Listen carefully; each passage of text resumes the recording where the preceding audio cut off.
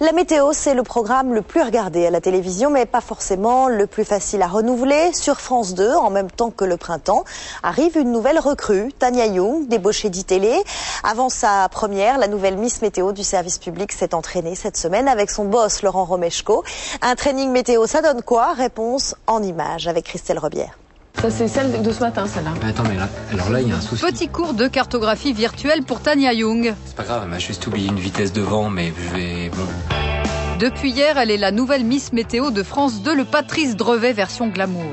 Cet après-midi, cette agitation donc qui persiste sur la Corse avec des neiges à 1000 mètres d'altitude.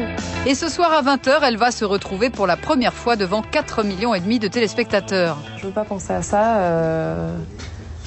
Je veux pas me perturber l'esprit avec ce genre de choses. Mais au fait, pourquoi elle? Ce qui m'a convaincu, c'était sa maîtrise tout d'abord du discours météo. Bonjour à tous, ce mardi matin, une nouvelle perturbation. On va aborder le pays. Il y avait une faculté, une facilité également sur la présentation météo. Bien entendu, il y a le son, mais il y a aussi l'image. Les deux correspondaient.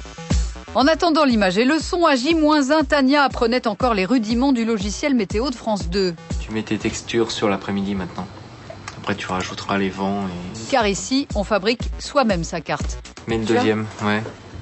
Tu l'atténueras avec du cumulus blanc, je pense. D'accord. Ouais. Ça, c'est bon. 1 heure après, arrivée en loge maquillage avant une ultime séance de training. Voilà. Il n'y a personne dans la loge de maquillage et je sais pas où je dois m'adresser. France 2, c'est grand. Si, Stéphanie. Heureusement, Laurent Romeshko l'accompagnera car il doit, lui, enregistrer la météo du soir. Alors là, on est sur le studio JT, avec l'espace météo ici, et tout le studio virtuel. Et puis là, un petit peu sinueux. Là, on a le plateau du 20h qui est là.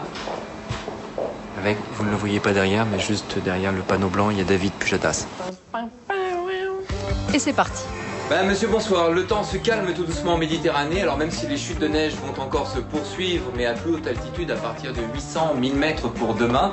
La météo est un exercice difficile. Les cartes météo viennent s'incruster sur le fond vert et le présentateur, lui, doit trouver des points de repère. Je vous souhaite de passer une très belle soirée. Dans un instant, le journal de 20h, David Pujadas. À tout à l'heure. Merci. Et après le maître, l'élève. Madame, monsieur, bonsoir. C'est un temps typique de mois de mars qui se profile pour le week-end à venir. Cette situation, nous allons la retrouver demain matin avec toujours un temps agité sur la Corse et des vents assez forts sur le sud-est du pays. Bon, le terrain est encore un peu glissant, mais globalement... C'est bien. Ça, c'est une chose. L'autre chose, ce sont tes mains. Utilise-les avec plus de certitude. N'hésite pas à plaquer, tu vois, sans que ce soit brutal. Quelques réglages encore, mais la relève est assurée? Oui, avec Tania, oui, ça fonctionne. On n'est pas inquiet.